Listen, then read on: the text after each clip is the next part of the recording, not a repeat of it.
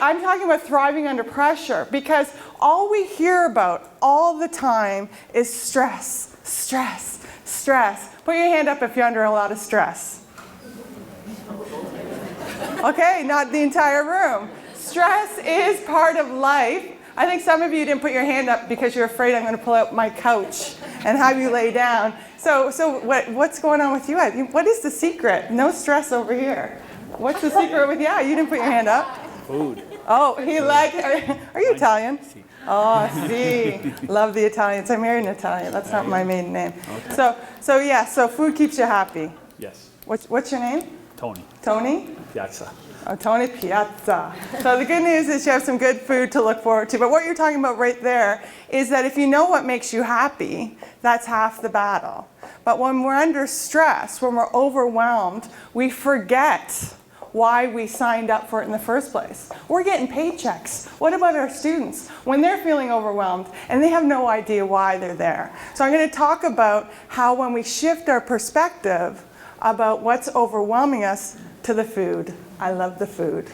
That whatever it is, that if we shift our perspective as to why we're under stress, and we help our students do it, that we model it for our students, then they can learn to thrive and actually grow under those circumstances.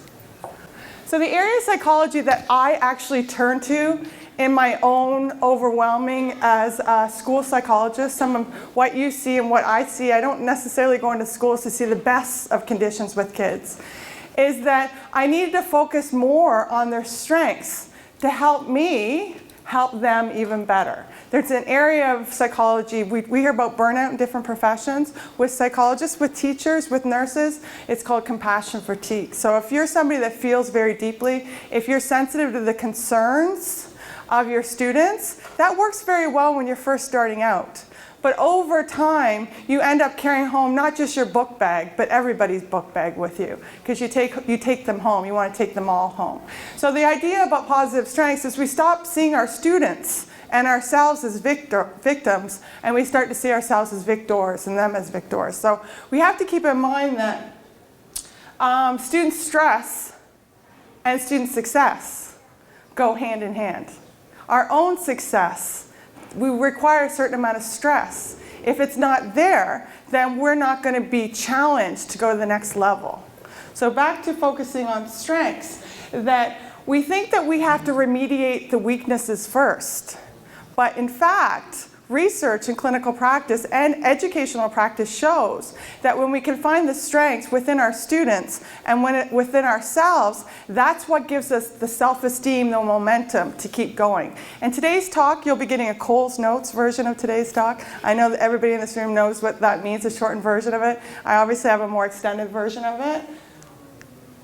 And so I also have had the opportunity to write 2 psychology textbooks while I've been here, and it is all based on these principles of positive psychology, humanistic psychology. We think about Maslow's hierarchy of needs, and once again, we address the weaknesses, but not till we've had a good full plate of food do we address the weaknesses, or whatever it is, fitness, art, whatever it is that is not necessarily designed by the school system. Like when you think about the school system, the traditional school system is very narrow in terms of what's successful and what's not successful. And so it's very left-brain oriented, that it's very sequential, it's very sit in your desk, they don't have as many opportunities that you would in the college system. That's another reason I love the college system, is because it's so much more applied and it plays to people's strengths. When you're working with, this also includes everybody in the room. It includes your partners, it includes your children, it includes the milkman. Trust me, I'm practicing positive psychology wherever I go. That if we first focus on what's right, then we can start to deal with what's wrong. And people do ask me regularly if I'm always in such a good mood. 99% of the time. Because I am focusing on this, and I have found my dream job. So if you look up here, what I'm going to be focusing on today is resilience. And the idea that we all fall. Everybody in this room has fallen hard. And the question is, how do you get back up? How did you get there? And when you get back up, do you bounce? Do you bounce forward? What does it look like? A lot of these characteristics up here on the screen, these are things that we can tap into with our students. And it's the idea that education, I talk about education all the time, obviously, while I'm teaching psychology and the value of education. Education is the best thing that our students can do for themselves. Education lasts a lifetime. It's a resilience characteristic that if everything fails in your life, and we live in Windsor, we know what the economic situation is here. If you lose your job, you lose your marriage, your bank account is hitting the road, whatever it is, the one thing that you have forever is your education. And when I ask students, and within the first few weeks of school, when they're telling people what they're doing, so for example, I'm teaching in the collaborative nursing program, 3 of my courses are in the collaborative nursing program. When their friends ask, what have you been up to? And they answer, and they all answer the same way. I'm in nursing. I'm in police, whatever it is. I'm in fashion design. It's a really important part of the resilience trait education is, as an optimism, healthy eating, all of these things up here. So when I get to stress hardiness, the 3-factor model I'm going to talk about, an attitudinal model that we can look at in order to thrive under pressure, what you'll see is that if one thing on this list isn't working for you, trust me, any given day, all these things aren't going to be working for you. Find the one thing that is. And it might be just going for a 10-minute walk.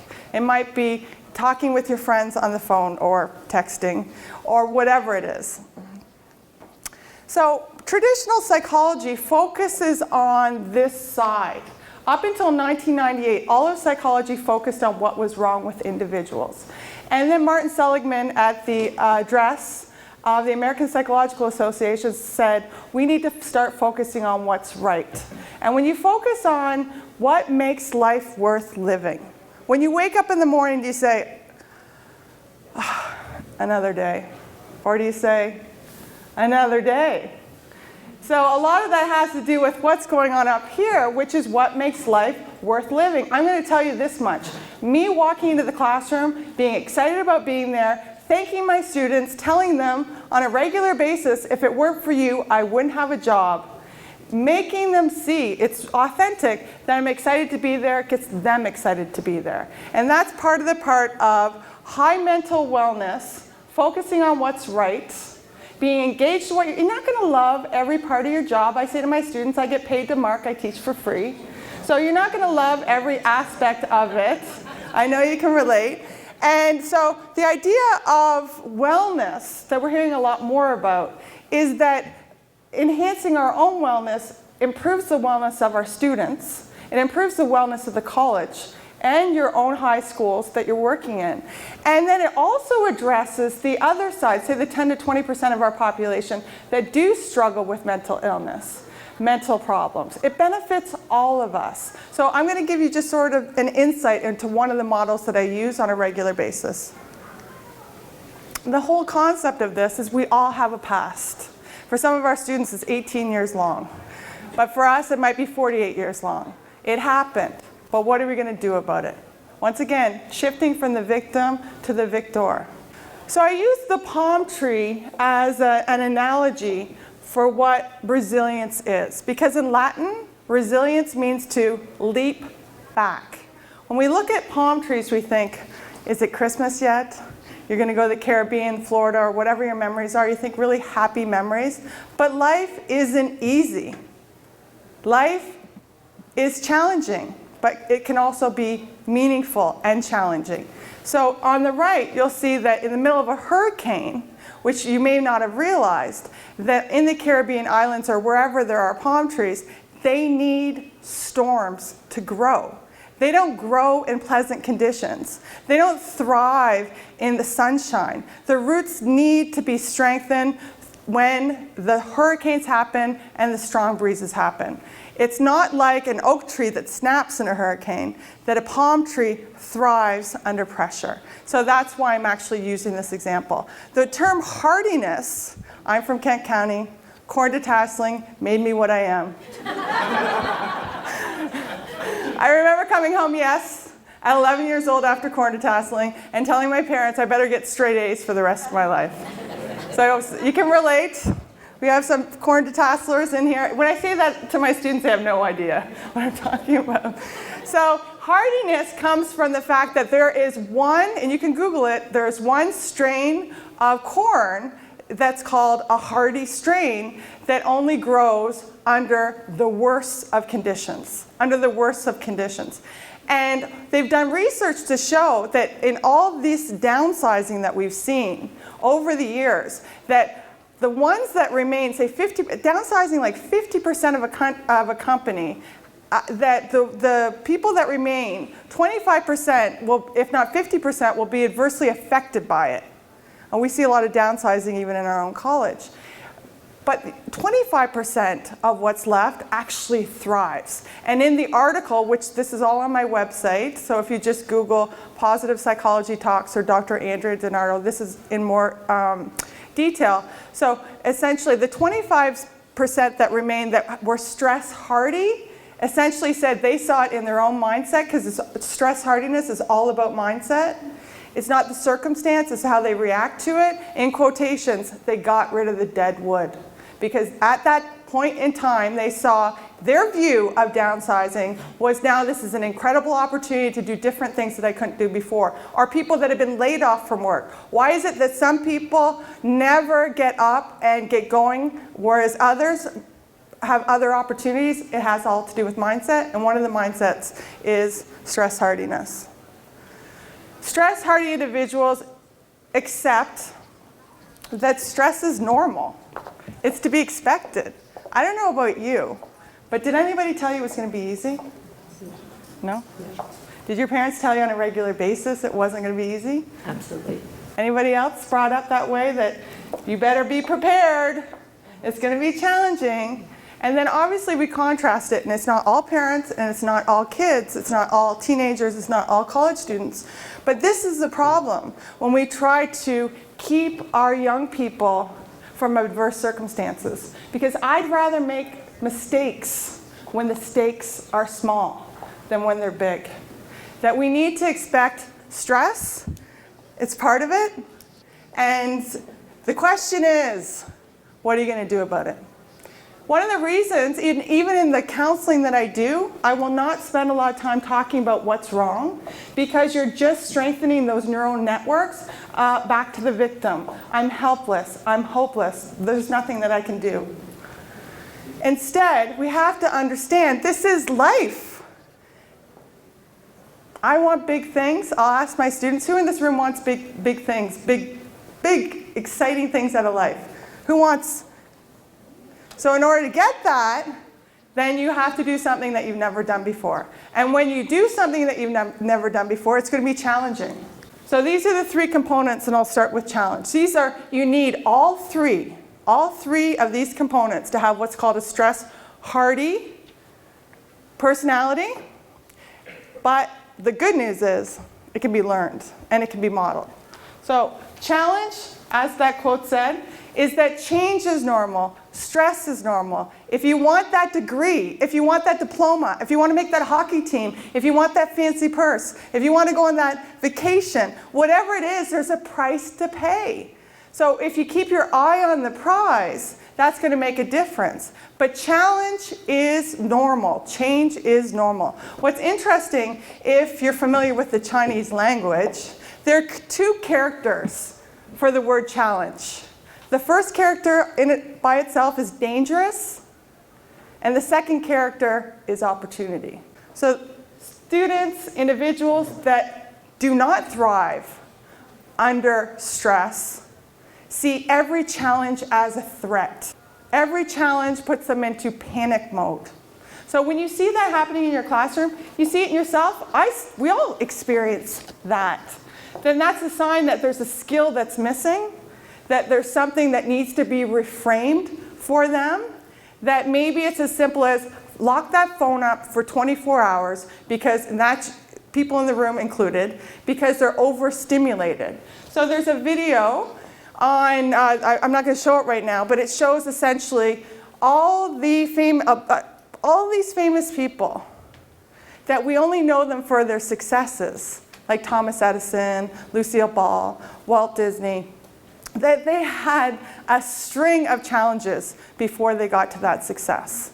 So another thing I'll have my students do too is interview somebody that is successful, including yourself, their teachers, their guidance counselors, and ask about the journey that it took to get you there. Because success is not a straight line. If success was a straight line, I would not be talking to you right now. This was not on my life agenda at 18. I did not anticipate teaching at a college in Windsor. This is the best thing that ever could have happened to me. When I walked on this campus, I came home and I've never left, and I can't see myself leaving. If I saw the challenges in between what my own idea of my life was and what it's become as a constant threat, danger instead of opportunity, then I would have essentially just not left the house. So think about your own lives and the challenges that you've overcome. The other thing I'll do with my students too, right around midterm, when they're going into the danger side of opportunity, is to remind themselves of what it took for them to get into nursing, for example. So 1,000 people apply for 140 spots. They didn't just show up. I'll have them get out old report cards. I'll have them frame their acceptance letters. All these things that got them there. So they're not feeling threatened by the challenge. They actually feel capable of the challenge. The next one is control. So when you do feel out of control, that you don't have any say. How many changes have you been through in your position as an educator? How many principals have you been through? How many superintendents? How many ministry documents? How many different schools? Should I say that again? Ministry documents? One more time? No, I better not. That is where you feel out of control. You have no control over that. That's the impossible side of your job. So when I was saying earlier, I get paid to mark and I teach for free. You get paid every penny of your salary to have to revamp things over and over. And you don't feel in control. And for some of you, it might bring out anger, it might bring out sadness, but whatever it is, you're 5 years old and you have no control. So what we want to focus on is within those ministry documents and every other part of your job, when you don't feel that you're in control, where do you feel in control? So the idea that you might not feel in control of what the new principal has to say, but you certainly are in control of your exchanges and your connections and the way that you make your students feel and what they learn from you. You might not be in charge of what new school you're going to end up at, but you're certainly in charge of your own philosophy of education.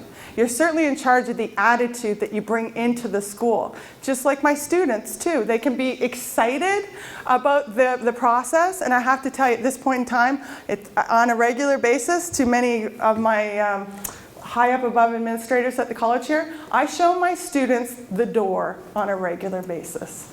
And when I say that, when they are feeling overwhelmed that the college has done something to them because they can't believe they have to learn that, I'll remind them that it's a choice to be here and that you can leave if you want to. The scary part is that you're paying for the pain, and it's called your tuition. And at that moment in time, they really have a chance to rethink, and they do. That not one of them has taken the door yet. And they realize that they're choosing to be there. Maybe they'll end up in fashion design. So, which is not a bad thing. And that's the truth, though. I've had, obviously, students will switch programs. But in your life, when you're feeling out of control, you want to remember what you have control over. You want to help realize, like I do with my students and myself, where our freedom lies. We're in Canada, and it's tragic what happened 2 days ago. There's no question. But at the same time, in comparison to other parts of the world, we have freedom. We have choice. We can decide Tim Hortons, Starbucks, McDonald's, my preference, and I'm not being endorsed. We can decide what we want to play on our radio, any of those things. And so at this point in time, it's a good time when you don't feel in control to spend some time thinking about somebody else other than yourself. Because stress is very narcissistic. That when we're feeling stressed out, it's all about me. Oh my God, can you believe the way they looked at me in the hallway? I can't believe my new boss wants me to do this. Whatever it is. And then at that moment you go and you sit with it, maybe a more junior colleague or that you take the time to help somebody at the grocery store, or you buy somebody coffee behind you, and you realize that we do have so many freedoms and we are in control. Same what we would do with our students. I say this for you, I say this for me, because when we practice it for ourselves, that's powerful. That they don't listen to us, but they feel us, and they certainly watch us. That's what's going to make the difference when you live the 3 C's of stress hardiness. And then the final C is commitment. Are you excited about your life? Are you committed to your job? Maybe you aren't. Maybe that isn't the part of your life that excites you. Maybe it's your marriage. Maybe it's sports. Maybe it's food. Whatever it is. That people that have what's called a joie de vivre, that's my French a little bit. I'm sure we have some French. Is there a French high school in here? Okay, do you want to? I should have you say it for me. People that are excited about life are committed to something bigger than themselves. And that's what really excites me about education. This is why I'm so grateful to each and every one of you in this room, because you are providing a service for our future. Every time I look at my students, I think you are my future. They're the future of Canada. Some, yes, all are our future. So what are you in your job excited about that is bigger than yourself? Why are you there? You may have forgotten. Revisit 20 years ago. Bless you. So it's people that have a sense of purpose and meaning in everything that they do. I know when I walk through the hallways at St. Clair that it is my responsibility to be energetic, professional, and to be available to my students. That's what matters. So when I come to work, I come to be available 100% to them. For me, that's my purpose, my mission, my vision. That's my side of professionalism. But that's my personality. So that's what my strength is. But each and every one of you have a different type of strength. And it's unique. Your purpose is as unique as your fingerprint, and it changes all the time. There's no question that it changes. So I believe so much in asking why are you here, that this is the opening page of my textbook. So that when I explain to them, they come up with it, why psychology in nursing? Why psychology in police foundations? Why psychology in fashion design? So if they don't understand why it's important and they have to come up with it, then they're not going to be engaged in what they're doing. Why have they chosen that field? Whatever it is, that's just one quick way into our commitment side of the 3 C's. Finally, I believe that we have to take a daily dose of the 3 C's of stress hardiness. And so that if something's missing in your day or over the course of a month, whatever it is, how committed are you to your students? How committed are you, should I ask this question, to your marriage? How committed are you to your fitness? That it's all about you. Ultimately, it's up to you and it's all about you, including our students. Are you challenged in a good way? How many of you in this room get bored easily? I do. Sarah does. Our vice president, or our president of the student council over here. So are you looking for an opportunity? That's what challenge is about. Are you looking for something different? So if you're bored, then what are you going to do about it? And then finally, what are you in control over in your life? Thank you very much. And I look forward to staying connected, I hope, through this community. And thanks again for what you do for our students, because we're all in the same community. So have a great day.